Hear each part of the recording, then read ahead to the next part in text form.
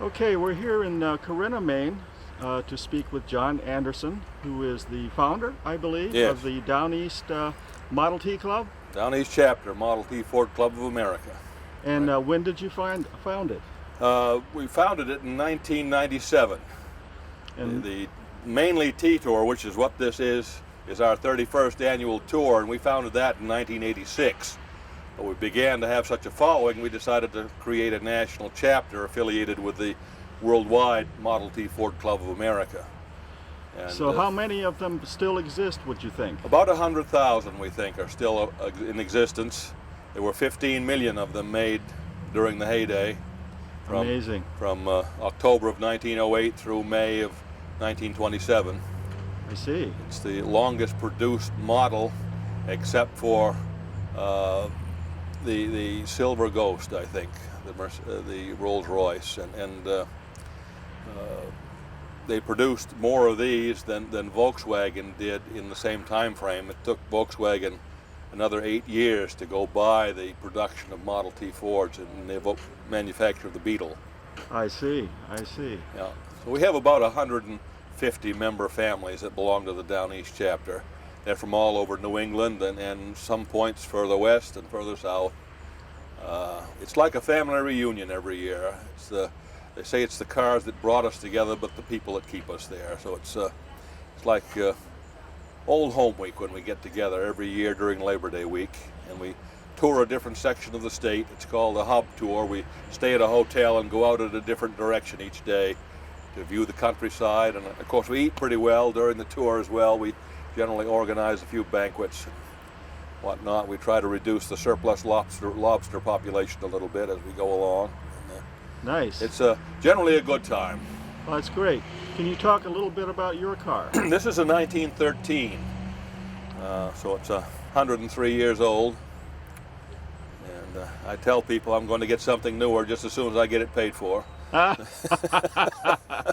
So, And how did you find it? Did you have to? well, it was owned by the second president of the Model T Ford Club of America. He and our first national editor drove from Los Angeles to New York back in 1966, and then back again. And when asked what it was like, he said it was about like a modern car, only slower. And So how fast do you usually go on the road? 35. About 35. Yeah. Yeah. And you must get a lot of onlookers and We do. curious. We do. You get people beside the road that are waving and whatnot, and they enjoy seeing this for the most part. Some people don't like being slowed up, but I mean, this is a piece of history, and they should enjoy it while it's still there. And We this normally looks- get about 50 cars on one of these tours. This looks stock. Is it? It is. It is stock. It is stock, yes. Everything is about the way Henry did it. That's impressive. It's got acetylene headlamps so that you run acetylene gas through here, and it forms a white light. You probably have heard the old stage term, "in the limelight." Well, that's what these were. These are. These are the limelights. Yeah, they are. Oh, I because never knew that. when you take calcium carbide crystals and you drop water onto them, it forms acetylene gas and lime as a byproduct. And they used these for spotlights and stage lights in the 19th century. I see. And before the light bulb was perfected well enough to be in an automobile bouncing down the road, they used these for headlamps, and they're quite effective.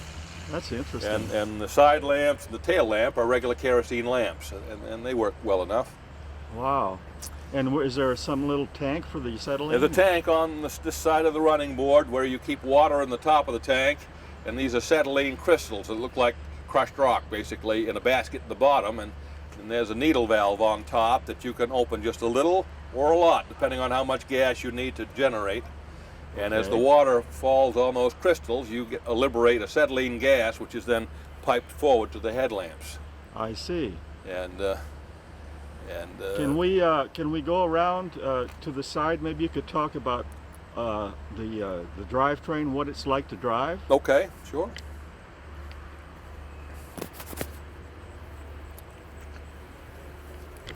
I don't know if you need the door open or Yeah, I'll just. okay.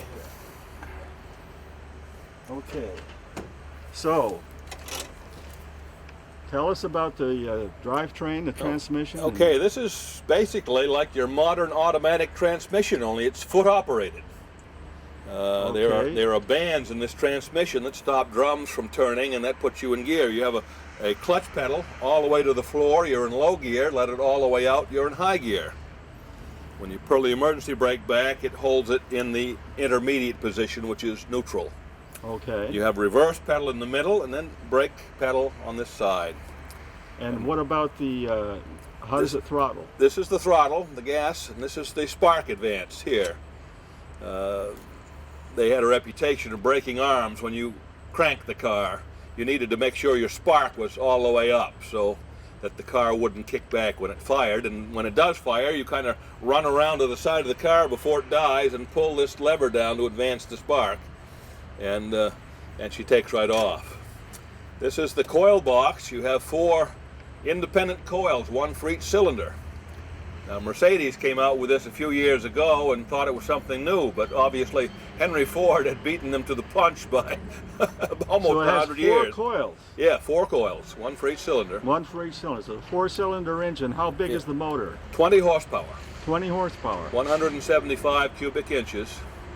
And the thing that made Model T different was in the early days of when this began to be produced, most cars used dry cell batteries as the source of their power.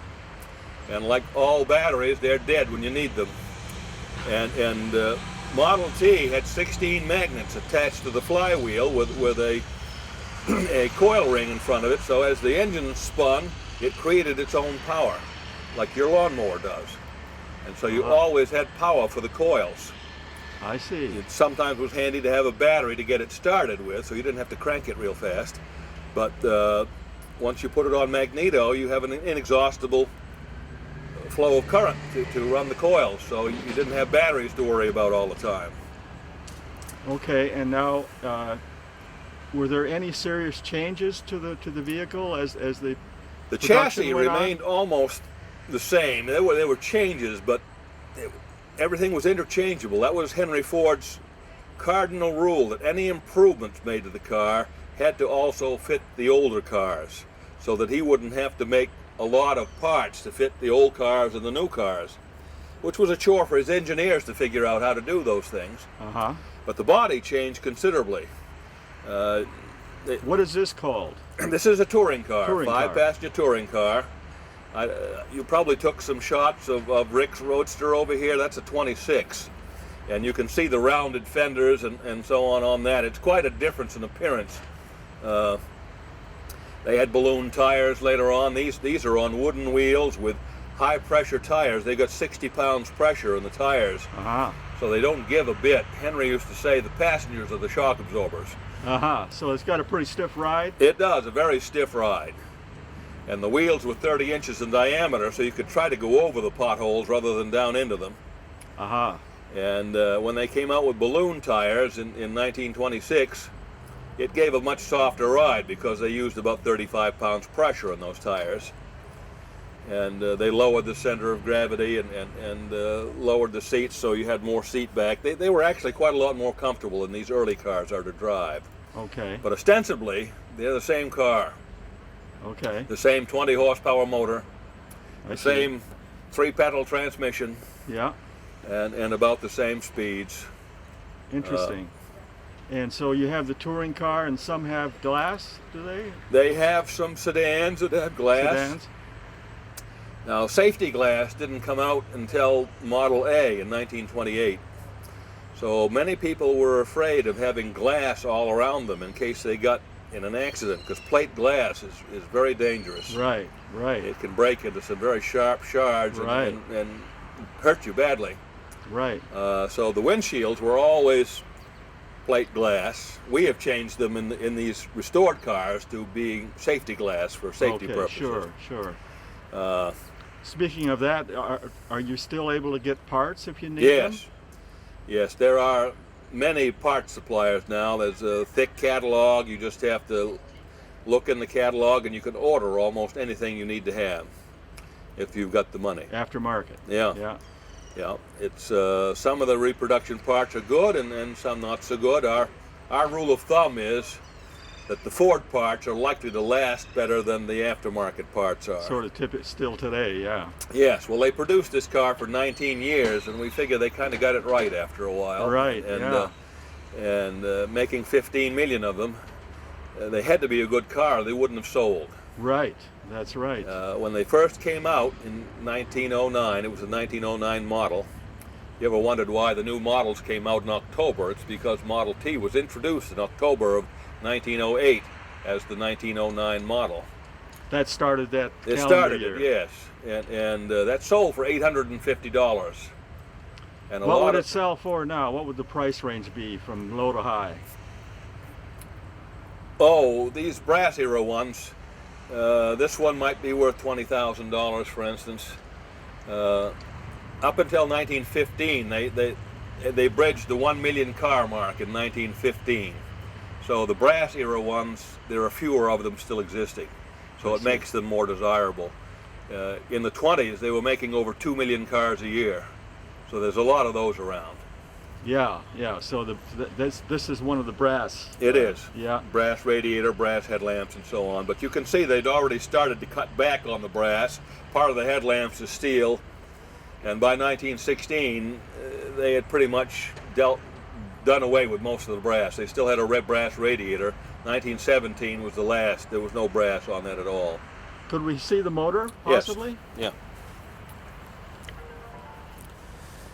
But as I said, the beginning price was $850, and a lot of people in the country were lucky if they made $1 a day. So you can see that that was a lot of money, and Henry decided that he wanted to sell volume. So by 1927, the last year of the Model T being produced, they got the touring car down to $290, and the Roadster was $260. In a rising economy, that was quite a defeat. Aha. And wow, I can see the... You can see it just has basically a lawnmower type carburetor and your 4-cylinder spark plugs, exhaust manifold and intake manifold. We have a little wire that comes out through the front. Is that like a downdraft carburetor? Updraft. Updraft carburetor. Yeah. Okay. Yeah, most everything modern is downdraft. But these are updraft.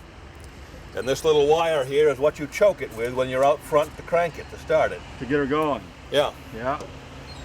Interesting, very interesting. And what, we have a water pump there? No, there's no water pump on it. It's thermal siphon, like a tractor would be. The hot water rises and the cooler water sinks. Interesting. Wow. They started out with a water pump in the very early ones and decided it wasn't necessary. Ford tried to get rid of anything that wasn't necessary in order to bring the price of the car down. I see. Yeah. Well, that's very interesting. Yeah. Yes. And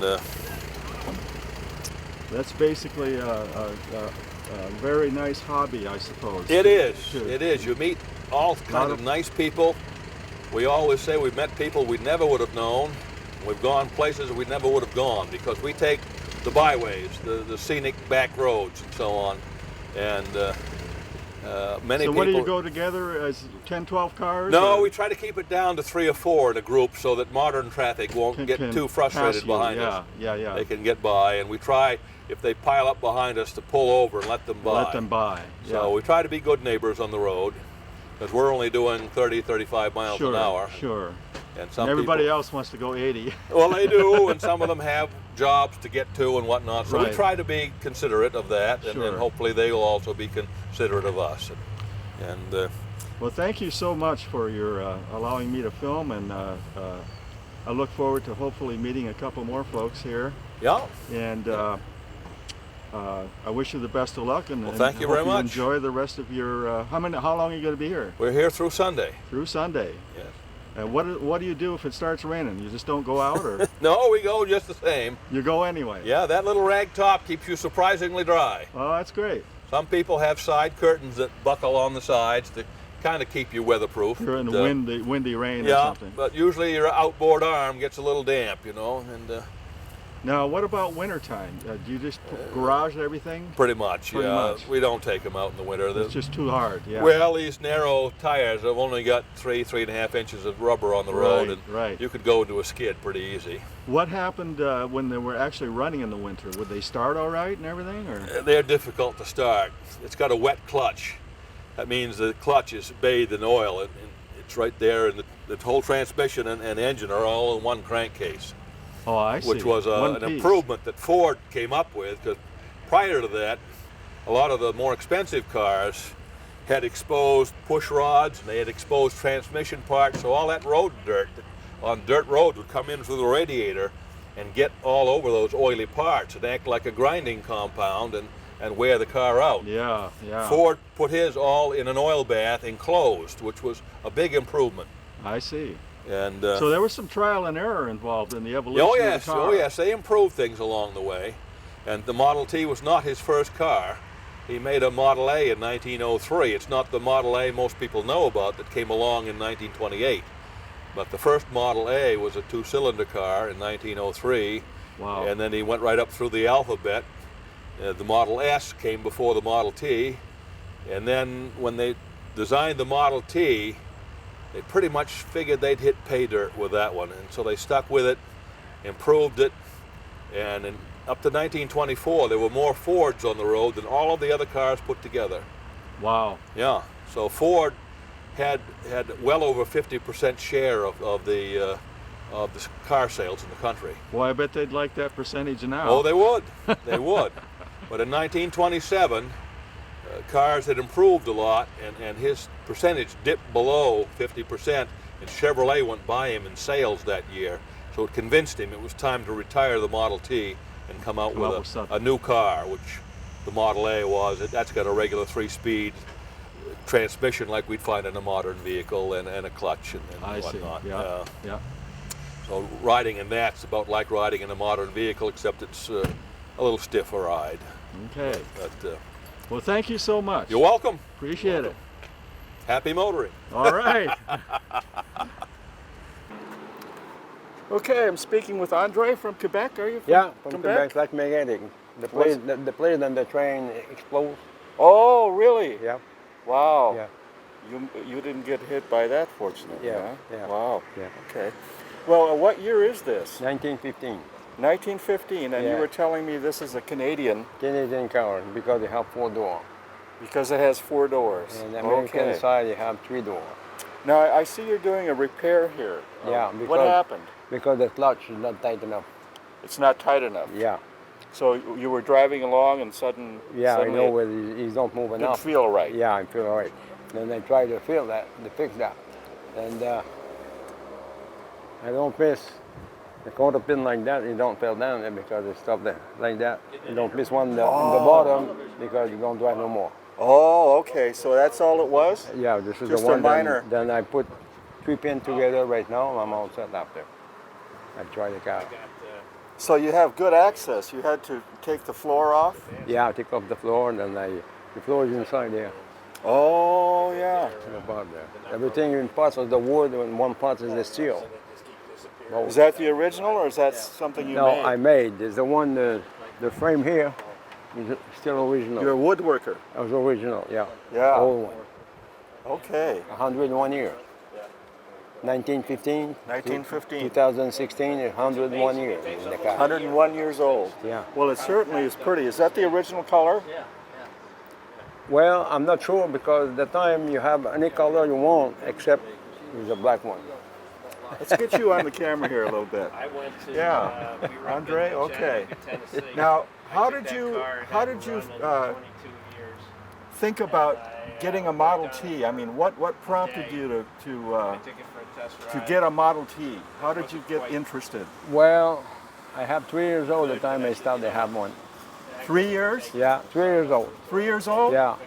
I stay close to the... Your father had one? No, my father don't have a name. Well, I stay close to the church. The priest, you have one. In 1917, a Roadster. Then I want to go see the car. He said, no, don't go down there. Too young. You don't touch the car. I'm locating the car, well, that's it. Then after, my father moved another place, then with the Scottish. And the guy, he have a 1919 Ford pickup, old one. Then I stay close to the car because the guy, he starts with the crank. And I have 5 years and a half this time. I'm real impressed. Then after I grew up, I have 1920, I said maybe don't have no more. I'm thinking about another thing. And after I went to working in boats in Canada, about one guy rebuilt the car like that.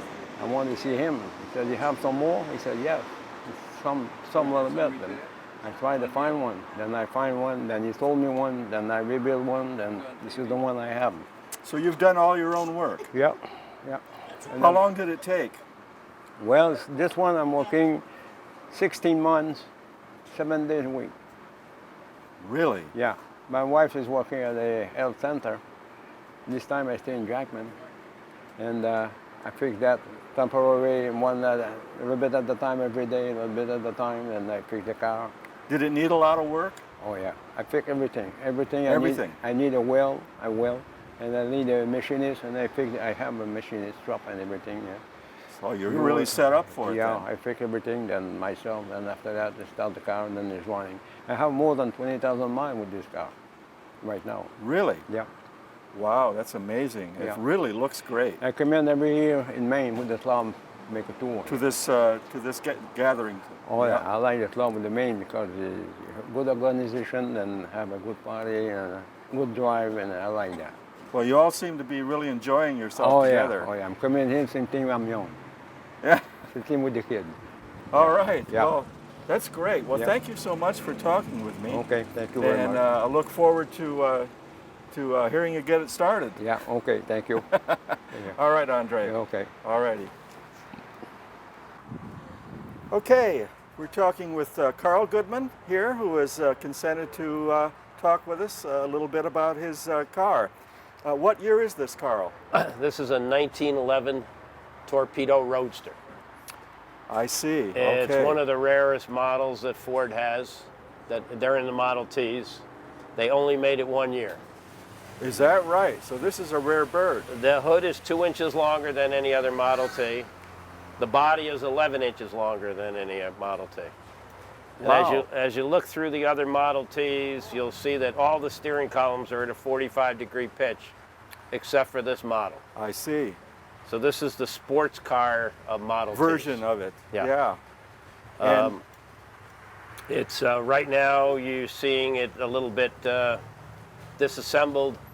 They're old car, they're over 100 years old, and sometimes after you ride them they need a few adjustments. So right now we're going to be adjusting the clutch, the brake, and this is the brake, this is the reverse, yes. and this pedal here goes from high to low gear. To low, yes. So when it's depressed, it's in low. When it's up, it's in high. That's really amazing. And then I've learned a little bit today that this is the coil box. Is that correct? This is the coil box, and in it,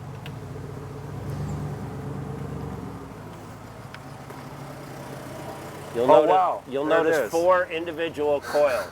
One for each cylinder. One for each cylinder, and what happens is there's a spring in here, and they're electromagnets, and they vibrate, and there's a condenser in each one of those that for intensifying the spark. Now, is that sort of waterproof, or do you have It's waterproof enough. to? Yeah, Enough. Okay. I've never had it wet. Now, have you work on the car yourself? Yeah, this car here I completely disassembled and rebuilt everything on it. This car originally, I think, was delivered in Boston, Massachusetts, and I think lived most of its life in Concord, New Hampshire. A friend of mine who's 87 years old played on this car when he was in first grade in Concord, New Hampshire.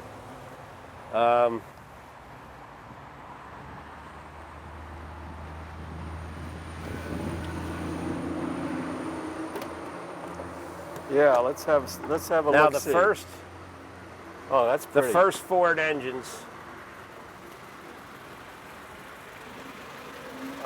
they were made from late 1908 Let me squeeze through, to the right through just a little 1911. more.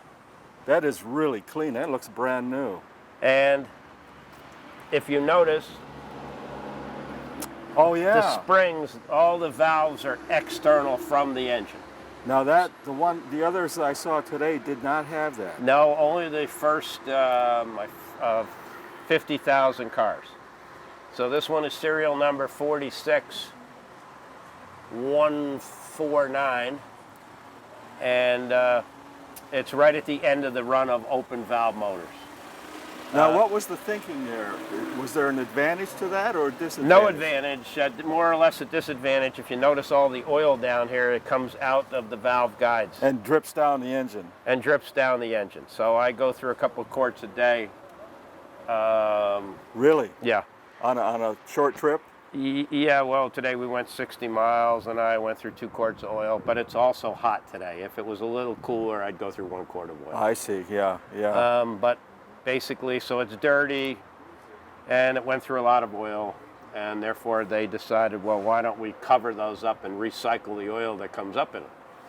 So the later models, you don't see those, and it's inside the motor. It's inside the motor, yeah. Yeah.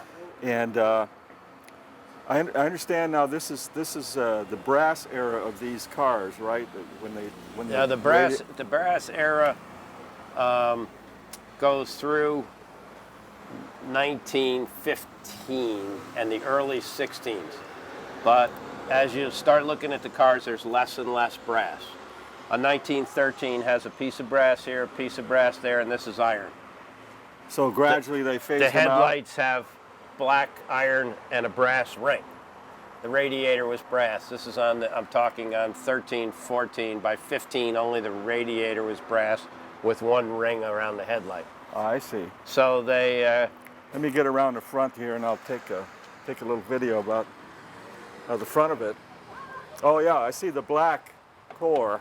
so if you've looked at these today, you'll notice that, well, the black core is the radiator. Right, right. They're all black then? They never had the brass core? No, the radiators are never brass, just the surround. Yeah. surround. But as things are in style, that pickup truck has black around the windows, and a few years earlier it would have had chrome around the windows. Right. So Yeah. the same in those days. Everything had a style. Yeah. Well, it do you have certainly any- looks impressive. Do you have any questions? Well, let's see. You talk about the headlights a little bit. Well, the headlights, these headlights are run with gas, acetylene, Okay. and you light them. I understand they're pretty bright. Is that true? They're very bright, but the reflectors are very poor. So even though it looks like it's blinding you, you only see out about 20 feet in front of you. I see. And that I understand it was because the light bulb, the bulbs for automobiles weren't quite developed enough, so they would take the bouncing around, Stick around. that sort of thing. No, the thing is, it wasn't the bulbs. It was these have burners inside. Okay. Okay, they had to make generators to store and wet cell batteries. So until they got the technology down pat to have a generator, to have a battery to store the power, you couldn't run the light bulb. Aha. So it was a power So the light issue. bulb was probably there, but it was the power that had to be supplied to make it work. So that wasn't draining on anything from the motor. It was its own system, in other words. Yeah. Well, that's wonderful, Carl. Thank you so much for talking to me. I really All appreciate right. it. Tune in And next you'll be, week. You'll be part of the film. Tune in next week. All right. Okay, we're talking to Dick, and Dick, what year is this car? This is a 1924 Canadian. Oh, another Canadian one. Yes. Yes. Okay, so this is a rare bird too?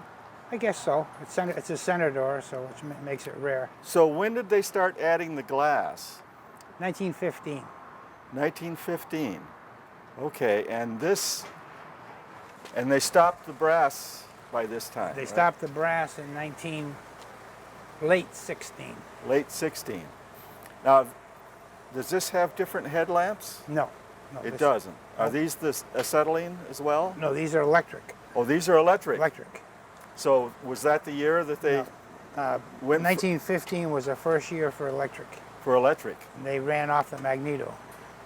So what was the thinking when they switched over from the acetylene to the electric? They worked. And acetylene Really? it wasn't really acetylene, it was carbide. Carbide, They okay. were carbide. Carbide. And it could be dangerous, and they didn't work all the time. It was quite The a gentleman I talked to said they got really hot. really hot and hard to light, and these here work with a switch, so it's much, and they work better. So that was a big improvement Right. then. Can we open the doors and Sure. do the interior?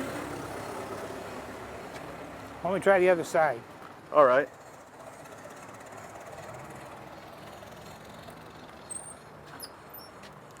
Oh, wow. That's beautiful.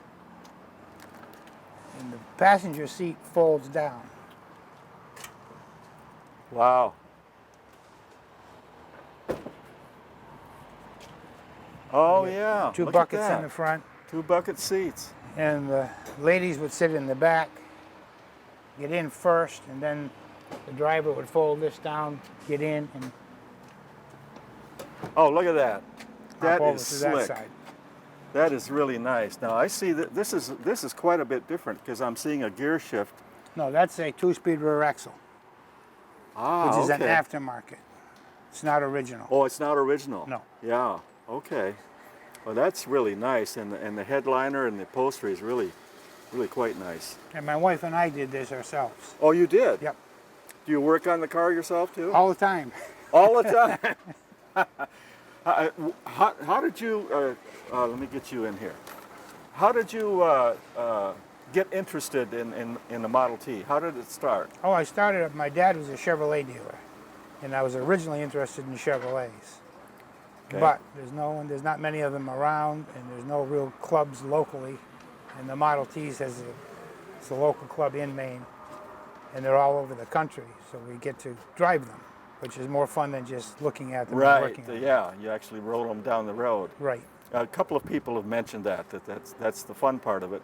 Yes, and is there's good driving them. camaraderie because you find an awful lot of people that are interested in them. And Sure. Everybody brings their spare parts, and we swap parts. Yeah. And Yeah. you're never broken down with lack of a part. I understand they still make parts for these. Yes. There's several suppliers. Lang's is the bigger one. They're out of Massachusetts. I see. What are they called? Lang's. Langs. Aha. And so how did you find this particular car? I saw an ad. No, actually, a friend in Bar Harbor told me about 3 cars in Old Town, and he wanted to sell all 3 of them. So I went to look, and there was this one, and Andre's was one of them, I see. and there was an old Chevrolet. Well, I sold the old Chevrolet, and Andre beat me home before I got home to buy the 15 he's got. It was made in Canada, and he's from Quebec. He wanted He it. got there first. He got to my house first. Ah! And he wanted it, so He really wanted it. I sold it to Andre, and that originally was a right-hand drive car. Oh, really? Yeah, and he changed. We badgered him enough. Were so the Canadian cars like that? They or- were both right and left. Oh, you could get either way. They made right-hand drive for export and left-hand drive for in country, oh, I see. and that's why it's got 4 doors on it, so that the export ones could be right-hand drive, and you get out the other side. Okay. Yeah. So did you paint it and everything? I Yes, it was a mess when I bought it. Was The it? wood was all gone in it, and I had it sold. And my wife thought that round rear window was too cute to sell, so oh, yeah, yeah. so she had to have Let's it. have a look at that. That is sweet. That's sort of like the carriages, right? The carriage style. Yes, Yeah, that's beautiful. that's one of the characteristics of a Model T Senator is a round rear window. Okay. Well, it really looks great, Dick. And it's nice in the cold weather too, because you get in a touring car or a roadster and you freeze. It's gonna freeze, And yeah. it's pretty warm in here. Does it have a heater? No. No. You don't need a heater. It's warm enough You just got from the enough engine? leakage from the floorboards, so the warm air comes Warms up. it right Yeah. up. Yeah. I would imagine in the dead of winter, but nobody drove them in the winter. Right. In Yeah. those days. Why do that? Yeah. Well, it really looks great. I thank you so much for taking the time Plus, to. my mother-in-law, who's 96, who's right over here, who rides with us. She'd love to have your picture. And she can get in this one. This is Lillian. All right, Lillian. Yeah. There she is. Yeah. Great. And she remembers him well. And that is a two-door. I just realized Yes. that. Yeah. In the center. In the center. That's unusual. It's a nice way to get in, though, huh? Well, I suppose, but it's an acrobatic maneuver. Twisting a little bit. Yes. Yeah, yeah. It's almost easier to get in the back than it is the front. Well, you ladies get in first, and then you get in. Driver After the gets fact. in, and then the other passenger gets in last. Yeah. Okay. Well, thanks again. Really You're very appreciate welcome. it.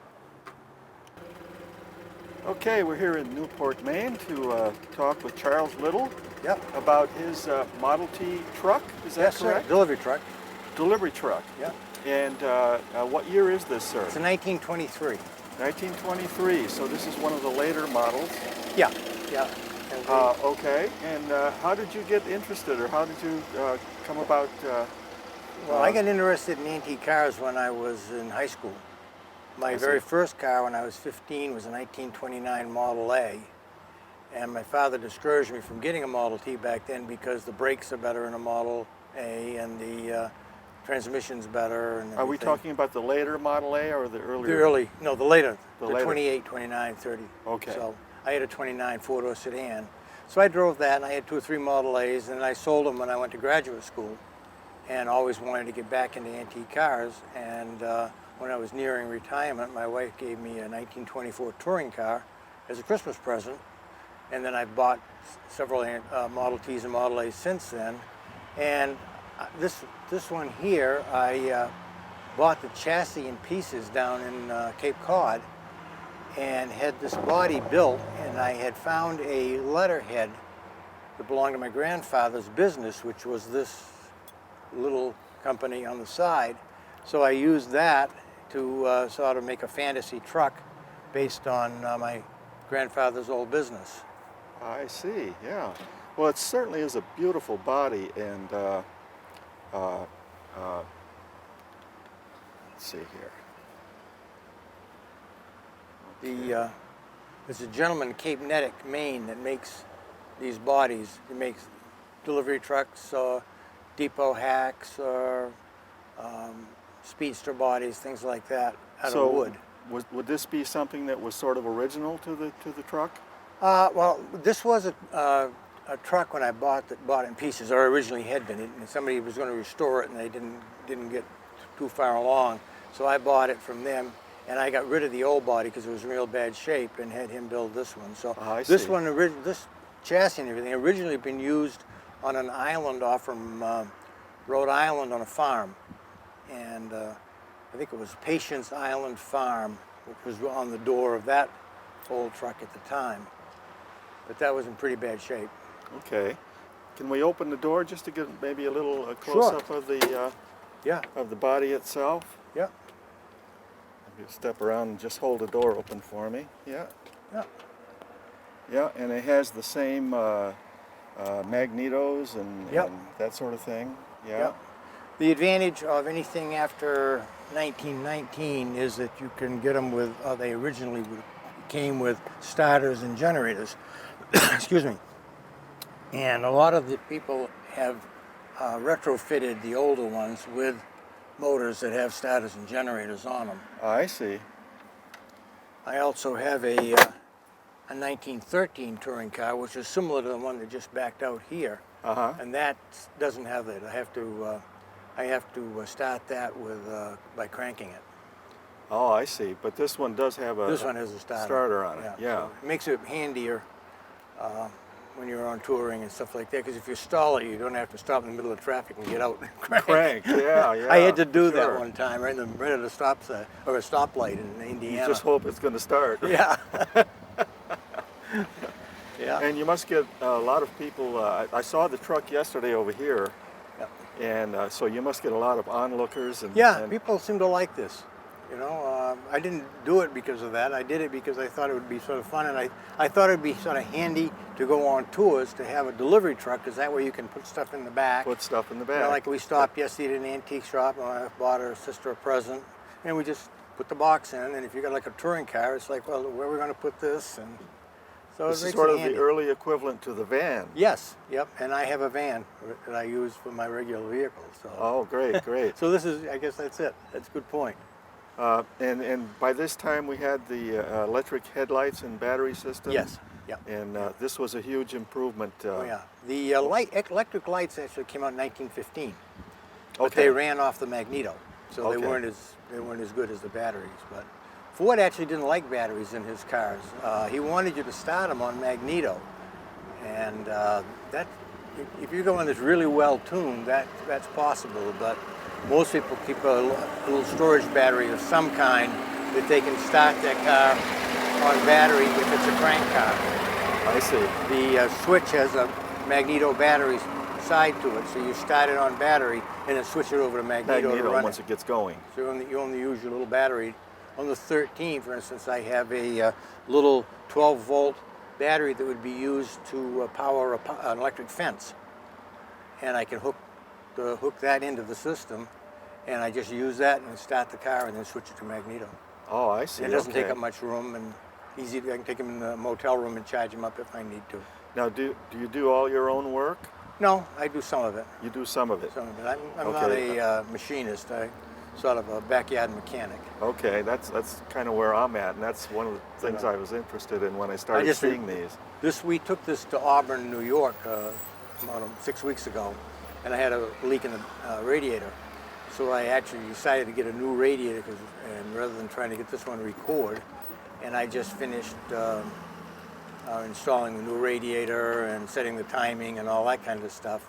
So you can do your basic maintenance. I can do the basic maintenance. Yeah. Does it break down very often, or?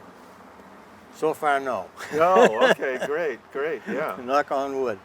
Well, let's go around and get a front view of it. Okay. And yeah, that does look really nice. And the headlights, definitely are an improvement over the earlier. Yeah, versions. and I installed turn signals on this. Oh yeah.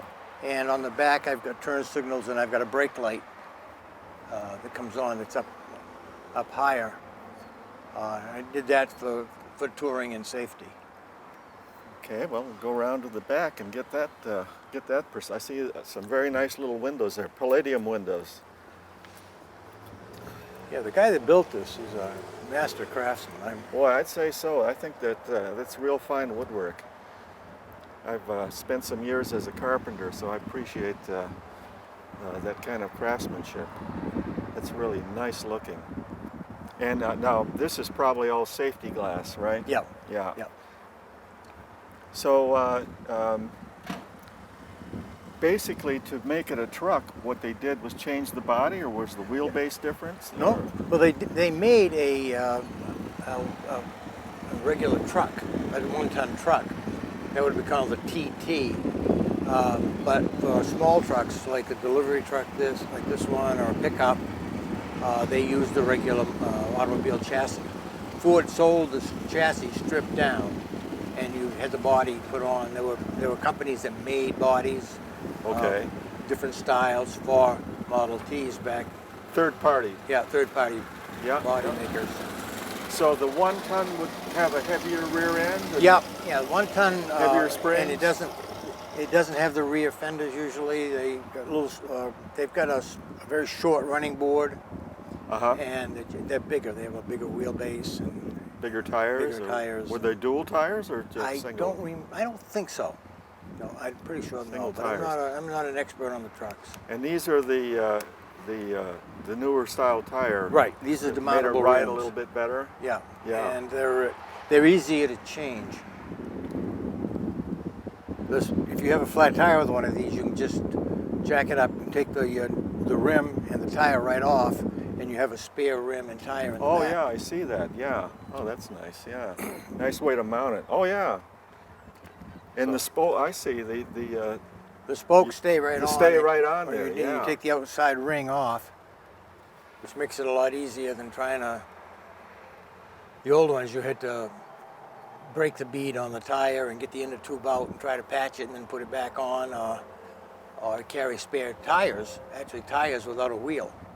Because the earlier ones had two different sized wheels. I see. They had front tires were a little bit smaller than the rear tires. So that's really impressive, Charles. I really Okay. appreciate you. There goes another one. That's now. Yep. What is that called? Now that's called a depot hack. a depot hat. Depot hack, H-A-C-K. Hack. Hey, Hack, H-A-C-K. okay. And it became from the, like you've heard taxi drivers being called, taxis being called Hack. hacks. Yeah. So the derivation of that term was that people would go to the depot to pick up the passengers to take them into town. So it was a depot hack. Oh, okay. In a sense, sort of like a taxi. Like a taxi. Yeah, yeah. Or like a limo Yeah. van of today that Yeah. carries passengers. Yeah. Those are a very popular body, the depot hacks, because you've got rear seats with that. This you don't have You don't have it's a that. two-passenger. Basically a two-passenger, but Right. you're carrying cargo. Right. Basically, yeah, Yeah. yeah. Well, thank you so much for your time, sir. Really You're very welcome. appreciate it, and You're I hope welcome. you have a successful trip today. Well, so do I. Thank Nice, you. cool day for it. Yeah, it's supposed to warm up though. Okay, we're here in Newport talking with Larry King, who is the proud owner of what I understand is a Speedster. Is that correct? 1915 Model T Speedster. 1915. And how did you get interested in getting involved with the I was in the T? Model A club back home in Des Moines, Iowa, and a friend of mine had Model A's and Model T's, and I was always kind of interested in Model T's, so he took me out to the state fairgrounds and taught me how to drive one. And after that, I just fell in love with them, and I've had several since. Wow, wow. So do you have more than one now? Right now, though, this is the only Model T I have. I have a 1931 Model A Roadster at home also. I see. And now, is this something that you built yourself? Yes, sir. The car that I bought originally, the only thing that's left from that original car are the wheels, the steering column, and the headlights.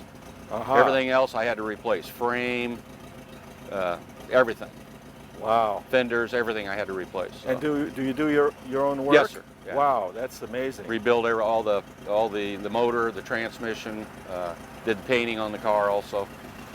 And was this the year that they came out with these type of headlights?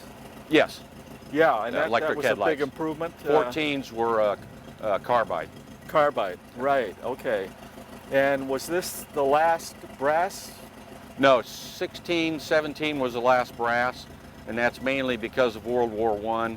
There was a brass shortage. That's why they switched over to I wondered brass. about that. Yeah, okay, nobody had mentioned that. Now I see it has a unique windshield. It's a monocle windshield. It works great for me. My wife, however, doesn't have a windshield. It doesn't work too well for her. So does she wear goggles or Yeah, something? she has a pair of motorcycle goggles that she There wears. you go, yeah, yeah. And can we see the engine? Sure, sure. And I see it's kind of unique in the sense that you have belts on there. Well, he keeps the hood on. Wow. Now that is really different than what I'm used to seeing here. This is a overhead valve racing head from the 20s. It's a Frontenac overhead valve racing head. Wow. They made, it was aftermarket, Chevrolet Brothers made it. They made, there was 4 or 5 other overhead valve heads made by other companies. But this takes the engine from about a 20 horse engine to roughly 40 horse. Big difference. So I've had this car up about 65 miles an hour. But Wow. it's so light when you hit a expansion crack in the road, it'll throw you, it'll bounce you. So, Okay, yeah. and I don't do that with my wife in the car. If I'm going to get stupid with it, I'll do it myself. And we have the distributor in this Yes, one? sir, and- distributor. This engine has got an A crank. It's fully pressurized, so I've got oil pumping to the mains and the rods. Okay. So it's Whereas the other ones didn't have oil pumps. No, it's just a splash system. Okay, and what about the cooling? Just a regular radiator, Model T radiator. No water pump still? No, no water pump. Okay. If I could get a water pump on it, I would, but I'm crammed for space. I don't have room for a water There's no pump. room for one, yeah. And is that some kind of generator on there? This is the oil pump. This is the adapter for it, adapter plate right here. This is a Datsun B210 oil pump. So this is really a custom rig here. Yeah, it's pretty high tech for a Model T engine. Wow, that's really impressive. Well, let me get back over here and look at the floor on this, huh? I had a good friend back home that is a woodworker, and he helped me with all the wood. That's impressive. And it's red oak. Yeah. Geez, that looks great. And you've got some gauges on there. I've got oil pressure gauge, Temperature gauge. amp gauge, and a temp gauge. And what's the charging system? Is it? It's a 12-volt system, so I've got an alternator. Oh, okay, 12-volt it does have an alternator on it. alternator on it. Yeah, yeah. And we have a little trunk. Trunk and a gas tank. Gas camp, yeah, and the spoke wheels. The wire wheels are Dayton Dental Drive racing wire wheels from the 20s. So I was very fortunate to find those and get them. They're pretty rare. Wow, wow. Well, let's see what the back looks like here. Nice place for the spare tire. Yeah, about the only place. And I do have a stoplight and headlights and running lights, so I've got a stoplight. Well, that's important, you know. In modern traffic. In modern traffic, especially with people driving so fast and being distracted and so forth. You have to drive these very defensively. I mean, you really have to pay attention to the traffic. Well, I ride a motorbike, so I know exactly what you're talking about. You know, you really got to watch, you know, especially where you have so much invested in with your own work. Right, right. I can appreciate what you're saying. This took me about 8 months to build, where it tore completely down. I had to replace the frame. The frame was bent, so I had to find a straight frame for it. It took me about 8 months. Was it hard to find the frame? No, I had some laying around. So the parts are accessible? Parts are fairly easy to get. About the only thing they don't make are blocks, engine blocks, rear axle housings they don't make anymore. So, but the parts, they built over 15 million Model Ts. That's what I hear. So parts are fairly easy to find. Yeah, that's beautiful. That's really great. Yeah. Well, thank you so much, Larry. I really appreciate You're you welcome. taking the time to talk to us. You're welcome. And I'd like to get this on my YouTube channel. I think it's very interesting to see people restoring and getting interested in these things. How did you come about getting into this chapter? Actually, I wanted to come out to Maine. My wife and I have always wanted to come out in the New England area. We thought, what better way of seeing New England than from a Model T driving 35, 40 miles an hour. So okay. That's why great. we're here. It took me 2.5 days to trailer out here. And my wife, where are you from? Des Moines, Iowa. Des Moines, Iowa. Did you come all the way from Iowa? Yeah, trailered it. So. Wow, that's great. My wife flew out because she's still working, so she flew out and I picked her up in Bangor. Okay. So, all right. Well, thanks again. You're welcome. Thank you. All right. Okay, we're here talking with Terry Ryan, who is the proud owner of yet another Model T in this Down East chapter, is it? Yes. And here comes another one, and a big truck. So we got plenty of noise to compete with here. But He's gonna. all right.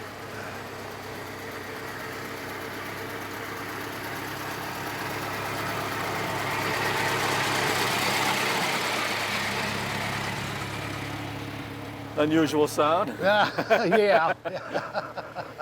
So, Terry, how did you get started with your interest in Model Ts? Back in the 60s, I always liked old cars, so I played with different, old models and stuff. And I finally, for some reason, these things just fascinated me.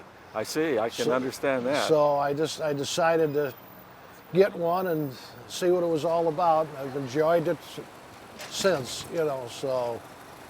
And can you talk a little bit about what this particular one is? All right, this is a 1914 Roadster. Okay. I redid the whole thing back in '08. Do you do your own work? Yes, yes. I'm impressed with that because it seems like all of you do your own work.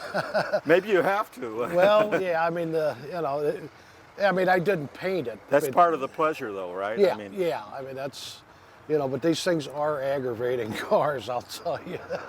do they break down or Yeah, I mean, by nature? Yeah, these, you're talking 100-year-old stuff. Yeah. I just, in June, I broke a crank in the motor, so, I had to hurry up and pull it out and, put another one in, and then because I was coming up here, Yeah.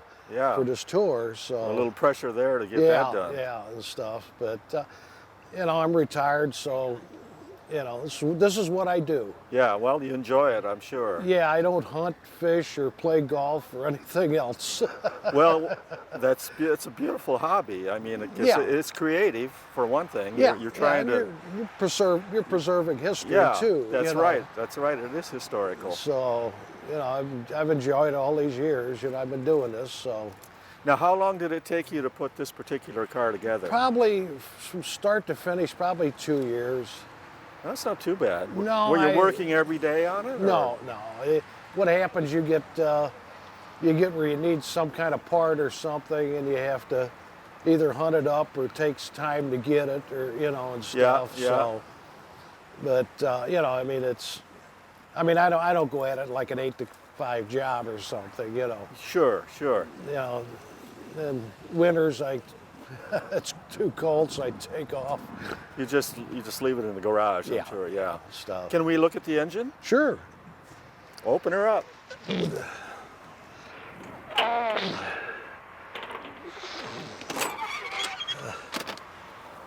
There's a Oh yeah. Boy, that's clean as a whistle. there's a You could a eat off whopping- that one. there's a whopping 21 horsepower there. Okay, yeah. So this is pretty much stock Yeah. as far as the way it was built. Yeah. Oh yeah. And I see it. Does that actually have some brass on the front there? Yeah, that's the fan and everything are the brass, and then that's just a cap where you put your oil in. Oh, okay. The other thing and Yeah. stuff. So And speaking of the brass, now, is that the original brass, or did you have to replace all the brass? well, I mean, it's you have to get all the stuff together, and go to swap meets and stuff. But yeah, I mean, you buy this stuff, and I get it, and I have to take it all apart and Yeah. clean it up, and So you were able to clean it up. Yeah, As yeah. far as is it aftermarket or is it all? no, all it's- original? Yeah. That's impressive. Yes. Yeah. How about the interior? Can we see the interior? Sure. Open her up. Now this is the only door. Oh. Henry- So one door. Henry Ford said you didn't need one on the other side. No kidding. But yet he made them with the doors, did he Later not? on, the T's, and the 26, 27s were, but the rest of them were, like a Roadster's just got one, a touring car's got 3, but still never had the driver's door. I see. Was he- I think I filmed one yesterday that had center doors on it. That was Yeah, Canadian. that's a very unusual one. That's unusual. Yeah. Yeah. Okay. Well, it So- certainly looks impressive, and Well, thank you. the floor is a metal floor, No, it's actually just wood here. like a plywood floor. Yeah, Yeah. Well, it certainly looks great. I mean, so where's the gas tank? Gas tank's right under the seat. No kidding. Yeah, I don't know if EPA would like that. I don't think we could do that today. But there's no fuel pump, so you have to gravity feed down to your carburetor. Oh, is that? Yeah. That's why it's up high. Yeah, so an updraft carburetor. Yeah. Yeah. Well, that's So- very interesting. Let's see what the back of it looks like. They all seem to be slightly different. Yeah, well, So is that a storage space there? yeah, that's what they call a turtle deck. A turtle bag. Yeah, that's where that puts your different your whatever your tools and stuff in. Oh yeah, yeah. And everything, Yeah. Well, that so- works. That's great. Yeah. And you're from Missouri Yes. as well. And well, thank you so much for taking the time. Really appreciate it. There's another unique Yeah, version. that's a 15 pickup truck. That's There's, what they. there's a depot hack. Oh yeah, I'd like to get that one too. Well, you know. Yeah. And good luck to you. Where are you headed today? Oh, wherever a drag strip's at. I'm not sure. Okay, you'll find out. Yeah, we got the directions and stuff, you know. Well, enjoy your travels. Thank Hope you. you don't break down. Right. What's funny, you know, this thing here, I was down in Missouri, and the station was interviewing me, Yeah. and they said the cameraman kept saying, "What's that? What's that?" And I said, "That's the precursor to bumper stickers." And I just caught it, but that's the only thing they showed on when they aired the thing that night. Thanks again. Okay. Okay, we're here talking with Peter Rennie with yet another unique version of the Model T. Can you tell us what this is called? This is called a depot hack. I see. This is Okay. 1924, 1924. and the body is original. It was made in Pelham, New Hampshire, 1924 by Wagons Building Company. Uh-huh. And I've had the car about 10 years. The person I bought it from had it about 30 years. Wow. So this is basically all original. Yes, it is. Yeah. Now, I see something that I haven't seen on the other ones here in the front suspension. Can you talk a little bit about Yeah, that? that's a easy ride suspension, and it kind of cushions the bumps as you go along, and it does really work. Okay, Yeah. that looks really interesting. I've never seen a coil spring layout like that Yes, before. right. It does. It makes quite a difference in the ride of the car. I bet the steering might be a little straighter, or no? It's not really bad. It does have a tendency to drift a little bit if you'll let it, Oh, okay. because it changes. So it doesn't function as a stabilizer necessarily. No, it's not really a stabilizer. It's just to cushion the ride, Okay. similar to a shock absorber. Okay. Yeah. Yeah. And but it does do some changing to the dynamics of the steering. So Okay. How did you become interested? when I was very, very young, That seems to be common with all of you. yes, and my father was very, very neat, and he couldn't stand having old cars around, but my mother convinced him that if I was working on old cars back when I was a teenager, that it kept me off the street. So anyways, through the years, I developed an interest in Model Ts and Model A Fords. And we run a little garage. It's antique and classic Fords. And we buy and sell old cars, and we work on customers' cars. And we have approximately 55 vehicles in our collection. Wow, that's amazing. Yeah, cars, trucks, tractors, I love them all. It's a sickness. It really is. Yeah. So, but over the years, I've met a lot of interesting people from all over the country, and actually all over the world. I've had cars go to Germany, Switzerland, and Ireland, and different places. But we all had the same interest. That's interesting. Yeah, Yeah. old Fords, especially the Model T. So the Model T sort of brings you all together in a sense. Yes, it does. We're kind of, like my wife says, we're a family of Model Ts. We meet just once a year for this annual tour, the weekend after Labor Day. Uh-huh. And we've been doing it for years, and it's, you know, we've met a lot of people. It started off with just a half a dozen people, and now we're up to 60, 70, 80 people. Amazing. Yes. Yeah. So it's been very, very interesting, very good. Well, can we walk around the car a little bit? Oh, Maybe you sure. can open it up a little bit and have a look on the interior. Yeah.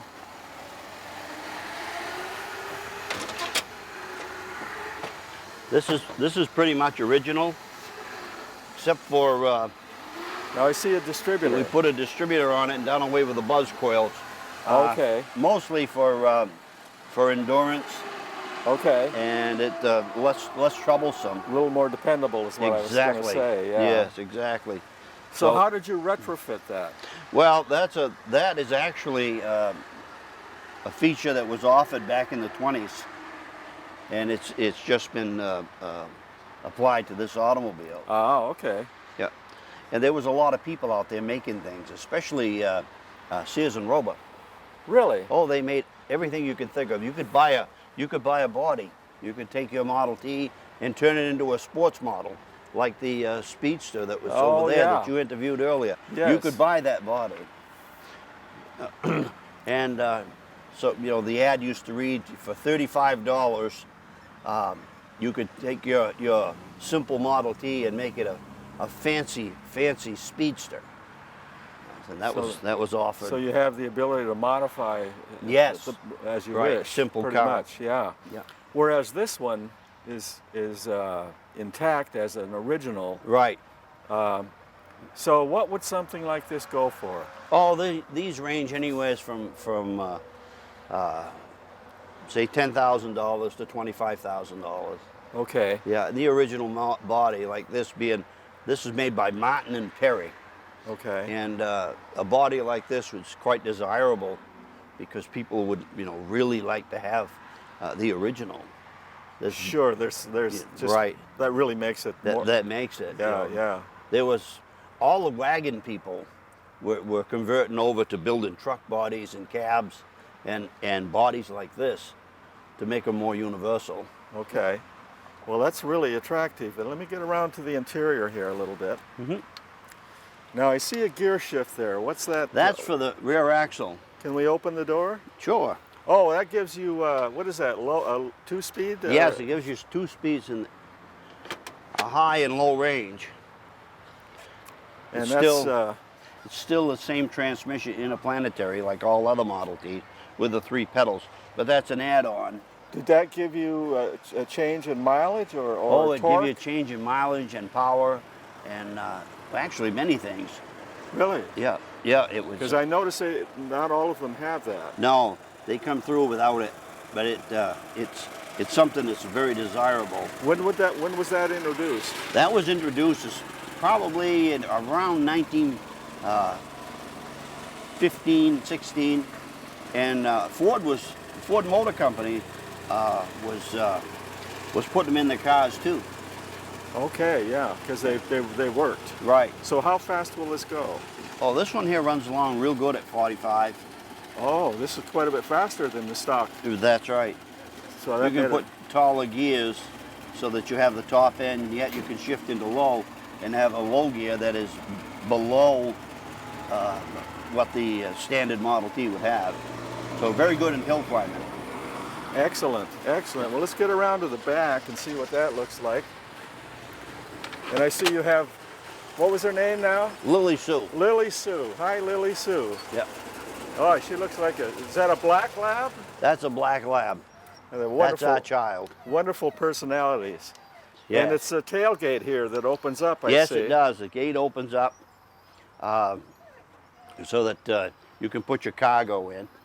Oh, yeah. And this one, the back has been modified. We've got a large tail light and stoplight so people can see when we apply the brakes. Absolutely. Yeah, absolutely. Because stoplight was not standard to a Model T. It was an add-on. Gosh, Yeah. it's hard to believe, isn't it? Yes. You know, considering Right, safety, you know. Yeah, you put your hand out. Oh, yes, I remember that. Driver ed, you know? Yeah, Right. yeah, like that. And hope that the person behind you saw it. Right, now they don't even know what that means. You stick your hand out to make a turn. Nobody knows what they think hand you're signals waving. are. Or waving them by. Well, I like the little nets you have for Lily Sue there. Yeah, we That, put those cargo nets just so she'll have a little more confidence in riding in the back. Well, that's wonderful. Well, thank you so much for taking the time. well, I'm really impressed with the uniqueness. When I thought of Model Ts, I just thought there was just one version of them. Right. And I didn't realize there were so many Oh, variations. many. There's a lot of them here. Well, it's a wonderful experience for me to experience this. As I said earlier, I had no plan to be doing this Oh, well, 2 there. days ago. So Yeah. that's always a pleasant surprise. Right, well, there. Well, thank you for the interview. Thank you. All right. Okay, we're here talking with John Harris, who is the organizer of this year's tour of the Down East chapter of the Model T Ford Club of America. Okay, great. Yep. And Motorola has a relationship with Ford also. Have you heard that story? Yes, I have, but it was quite a while ago. Oh, okay, Yep. okay. Well, we're here to talk about you and your tour this year. How was the trip? Today we went to Greenville for the seaplane fly-in up there. It's something my wife and I used to do before we went on Model T tours, but they're always the weekend after Labor Day, and we couldn't do both. So I volunteered to help, and I set up Greenville as one of our destinations so I could drive the Model T and also see the fly-in. We went out on the Katahdin, which was beautiful today. So, and it was good fun with 100 of our best friends. Well, I found it very interesting that you actually drive the cars. They don't just sit in a showroom somewhere for exhibit. And you all seem to have a camaraderie and really enjoy what you're doing. And somebody breaks down, there are about 6 cars that pull right in. I can just imagine. And do you work on yours also? I am not a great mechanic. I do basic things, but I call on friends in the club I'm sure you have that do plenty of help here. major things. So, now, you told me you had an interesting story about this car. well, this car we purchased in Seattle. What is it, by the way? It's a 25 Model T touring car. Okay. Model Ts, as your folks may know, were made from 1908 to 1927. Basically the same running gear, but some of them early ones were brass, and then they changed body Right. styles. But basically the same car, which over 15 million were produced. The biggest production run of anything until the Volkswagen Bug came along. Yes. But this car, I was stationed in Seattle with the Navy, and I had $1,000 burning a hole in my pocket, and I was going to buy a sailboat to sail Lake Washington. My wife said, oops, I didn't tell you, but I'm pregnant. I don't think we'd sail a lot this summer. So I went to the Sunday paper and found this for $1,000. Bought it. We took it to the Labor Day picnic on base. My wife was 8.5 months pregnant at that point. So she didn't do the wheelbarrow race with me or the potato sack race, but my 1.5-year-old daughter, I got her to do these races with me. Seattle, as people know, is very hilly, and Model Ts have a gravity fuel system. Going uphill, particularly steep hills like Seattle, if you don't have a full tank, or even with a full tank, they tend to run out of gas. The story is they used to back up the hill, but I found if you jiggled it around like this, I could make it. So my wife's sitting there with our daughter on her lap and bouncing around. We get home. She said, John, I am going to pack my bags. You go get the babysitter and take me to the hospital. I said, but you're not due for a couple of weeks. She said, the Model T did it. We just celebrated our son Charles' 50th birthday, September 6th, day after Labor Day, who was born 50 years ago, because of the Model T. Because of the Model T. Yeah. Born early. Yeah, so this, I understand how you came into the car, but did you have an interest in Model Ts? Actually, or? I bought my first Model T when I was 12. I was always sort of a nut on cars. And so... You had an inkling that you might find a Model T instead of a sailboat. Right. Well, my grandfather was early into cars. 1909 was his first car. He was a doctor that used to make house calls on his bicycle until he bought a one-cylinder Rio. And going through his things, we found his owner's manual and his expense record for 3 years with this Rio. So we found a Rio to go with the owner's manual that he was my grandfather's. So there's a lot of family history in cars. My dad and uncles were sort of car nuts. Now, how has this car fared for you? Have you had to do a lot of work on it, or is it pretty much the way you bought it? Or appearance-wise, it's the way we bought it. We've rebuilt the engine. We took it to actually trailered it to Florida this year, and we had a problem with the rear end. And one of the members of our club just fixed it last Thursday, so we could put it on the road for this event. Great. And who is the ace mechanic in this club, or is there one? We have several of them. You'll be talking to Warren Kincaid, who's an excellent Model T man. He's the curator of cars at the Owl's Head Museum, so he's very helpful to us. George Sproul from Searsmont, Maine, has a restoration shop, and he has a Model T on this tour. And today, I think I saw him alongside the road twice, assisting people who had stopped for one reason or another. So Yeah. So that's great to have the backup like that. We when you're were going on long a trip. tour in Calais a couple of years ago, and I'm going down the road, and very happy. Bam! A blowout. Well, the car I was driving didn't have a spare tire. I didn't have a spare tube. Along came our good friend Warren Kincaid with a tube, air pump. 4 or 5 guys came along. We made a pit stop like Indianapolis changing that tire. It was incredible. Well, can you show us a little bit of the car, like maybe the motor? Well, we can, certainly we'll go can. around to the front of it.